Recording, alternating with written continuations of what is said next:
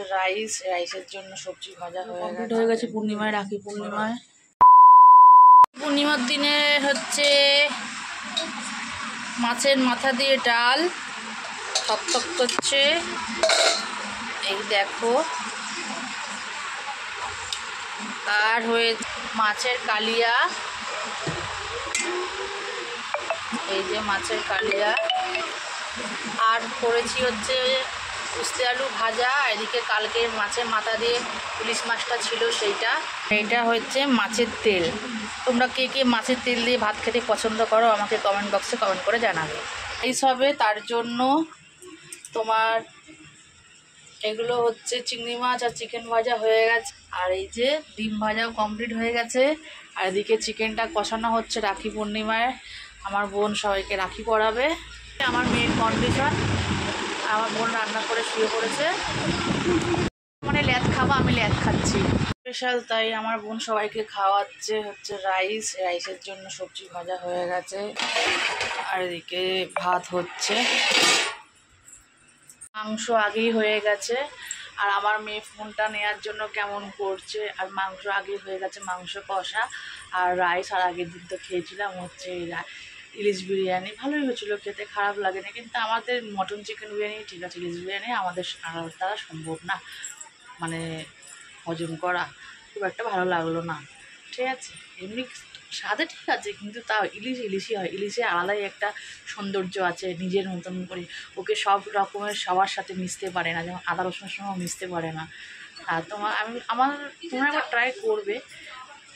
তো নমস্কার বন্ধুরা, আজকের ব্লগটা আমি এখান থেকেই শুরু করছি। এই সময়টা হচ্ছিলো কি, তোমার দেখলেই আগে বলে দিলাম যে হচ্ছে রাখি পূর্ণিমার স্পেশাল ব্লগ। তো সকালবেলা তো খাওয়া দাওয়া করলাম, বিকেলে আবার দেখো পুজোর এখানে চলে এলাম। কারণ হঠাৎ করে একজন মন্দিরে যেন একটা লোক এসে মন্দিরের জন্য মন্দিরের পূর্ণিমার ভোগ দেওয়ার জন্য টাকা দিয়ে গিয়েছিলো। তো সেই মতনই হচ্ছে কি করলাম, ওই টাকা দিয়ে সব যারা দাদারা আছে তো সব মালা মিষ্টি এনে দিল, সেদিনকার দেওয়া হলো ভোগ।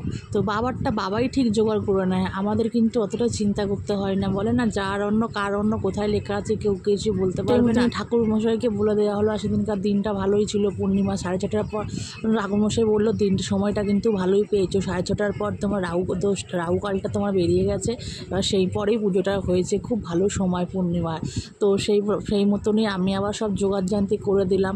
আমি তোমার তো দেখলেই যে আমি নাইটি পরে বসে পড়েছি, মানে সুযোগ পাইনি। ঠাকুরমশাই 5:30টার সময় ঢুকে গিয়েছিল। তো আমার আর সুযোগ হয়নি যে ড্রেসটা চেঞ্জ করে আসবো বা ভালো করে মানে মাথায় সিঁদুর পরে বসবো। তো ঠাকুরমশাইকে জোগাড়জান্তি করতে করতে আমার সময় কেটে গেছিলো। আর দেখো মন্দিরের সব ভক্তগণ, ওরা প্রত্যেক পুজোতে বা সারা বছরই থাকে। আমি তো নয়, বছরে একবার। আমার ছোটো কোনার আবার ঘুম ভেঙে গিয়েছিলো, ঘুম ভেঙে গিয়েছে, এবার আমার কোলে চলে এসছে। আমি আবার বসলাম। এদিকে দেখো ঠাকুরমশাইও আন্নিক করে নিচ্ছে। তোমরা পূর্ণিমায় ঠাকুরকে কেমন কী করে ভোগ দাও আমাকে কমেন্ট সেকশনে কমেন্ট করে জানাও। আর এই ঠাকুরমশাই না খুব ভালো পুজো করে, থেকে এনাকে ধরা হয়েছে পুজো করার জন্য।